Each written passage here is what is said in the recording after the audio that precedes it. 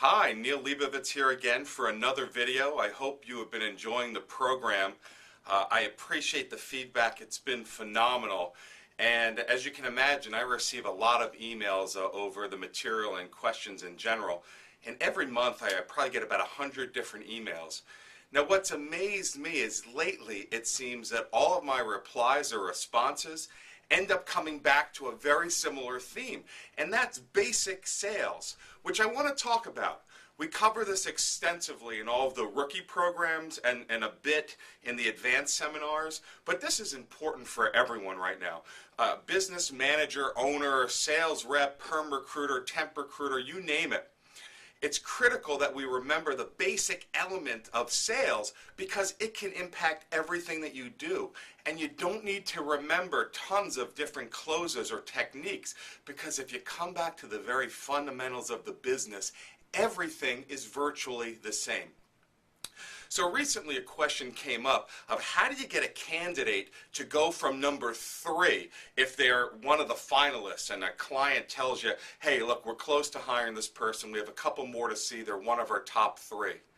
Well, the answer to that question is the same answer, frankly, as it comes down to increasing your close percentages on temp deals or perm deals, how you can get better at the prep. It all comes down to the basic concept in sales. In a nutshell, and I know that you know this, but 2 of the key steps in the selling process is the qualification step and then the pitch or the presentation. We know that the qualification step, sure, you want to find out if they buy, when they buy, how they buy, and all that sort of stuff. But the most important element of qualification is learning the hot buttons. What's in it for them? What do they want to hear? Basically, what do they need to be told in order to buy? Now, we all know this and we've all studied it, but do we all apply it in everything that we do all of the time? In almost every step of your process, whatever your position is, do you always go back and say, wait a minute, let me go back to the hot buttons, because when I'm trying to convince, when I'm trying to persuade, when I'm trying to sell, when I'm trying to close, when I'm trying to pitch, when I'm trying to present, all the presentation stage, it always has to come back to those hot buttons. So to answer the question of, well, how after an interview do you move a candidate from one of 3 to number 1? Well, you can never guarantee that, of course, but what you need to do again is come back to the hot buttons. So, of course, for the prep, did you prep them specifically to the hot buttons, or was your prep very generic? Did you put your best candidate first, which is always a mistake, or did you put someone else in there if you have the ability to be able to learn what the interview questions were? Hopefully you teach people to always listen and report back to you of what specific questions were asked during the interview process, so that the client, when they tip their hand, you've probably heard that expression, when they tell the candidate what it is that they want to hear, they can report that back to you. Even if the client doesn't tip their hand, by the end of the interview process, they've already explained to the candidate, in most cases, what it is that they want to hear, what their hot buttons are. So, how can you use this after the interview? Well, obviously you know to get questions from the candidate and feed that to your next candidate so that they could specifically address those hot buttons. You've already used this, of course, for your matching call or your pitch to the client over the candidate by putting in those exact hot buttons.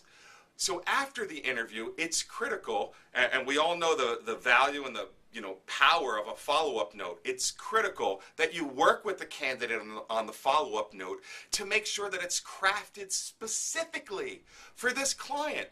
And most of you don't do that. You don't even address it, or you simply tell them, make sure to do a follow-up letter. But it's your job as a sales professional to make sure that they understand sales. And that's that they're about to make another pitch or a presentation with their thank you note.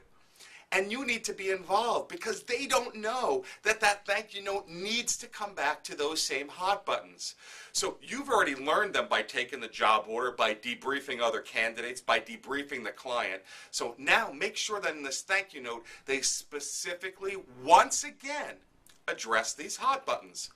Okay, the next tip is something that so many people don't do, and this was the advice that I actually gave for this recent inquiry, and that's about reference checking. I know that most of you reference check all the time. I know that you probably need to legally to cover yourselves, and I know that most of you get the value of checking references. So many of you do it beforehand, which is good because you want to make sure before you put a person on an assignment or send them out on a permanent interview that you have a good quality candidate. But you can't stop there. This isn't an administrative task. The reference check is a powerful sales tool when used in the process of a presentation. A reference check is a presentation again to the client where you're trying to close them or sell them, persuade them about the candidate. So the reference check in sales, like any presentation, always has to come back to the hot buttons. So if you do a generic reference check where you cover all their strengths and weaknesses, and even if you establish that they're a star, it's not good enough.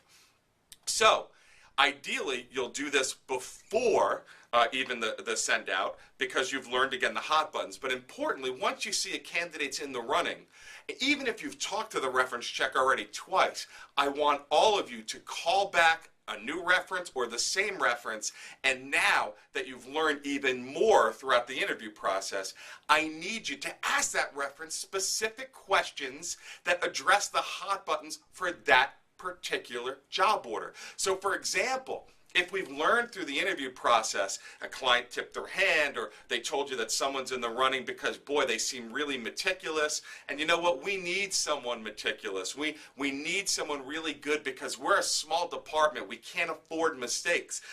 We don't have a level of bureaucracy that could constantly check on other people's work. So when it's completed, we need to know that it's done right and that they reviewed their work. That's so important to us. Okay, that's one example of the many hot buttons that are going to come out. So now you need to, again, call back the reference and ask them specifically about how meticulous the person was and to give you a great example or a story. Then, when you write that as a reference, it will be, you know, the reference check's exact words. Certainly you've led them to what it is that you want them to say, but that's okay. It is their words. It's a real reference. And after all, we're salespeople. So now when you either call the client to share the reference or you fax or send that over, think about how they're going to react when they see that.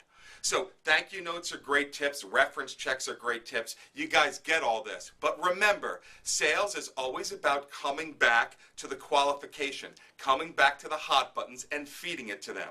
So I don't care whether it's post-interview, I don't care whether it's a reference check, I don't care whether it's a prep or whether it's a debrief, whether it's a matching call, whether it's a closing call, whether it's a job offer call. If you always just remember the basic in sales, you can always use these advanced tips to increase your odds. And that's all that this game is about. The game in recruiting isn't about closing the deal or getting the temp out or getting the new client. I mean, it is, but that's the end process. It's all about moving everything to the next step. And it's always about increasing your odds each step along the way. The more you do a little of this and a little of that, and you increase your odds by using the system and using the formula, you dramatically increase your odds of closing deals and being more successful in the business. So this is a pretty quick video, but I think a real important one for a lot of you. So I hope that helps. I hope you remember and go back to the fundamentals. So like always, sell like the wind. Carpe diem.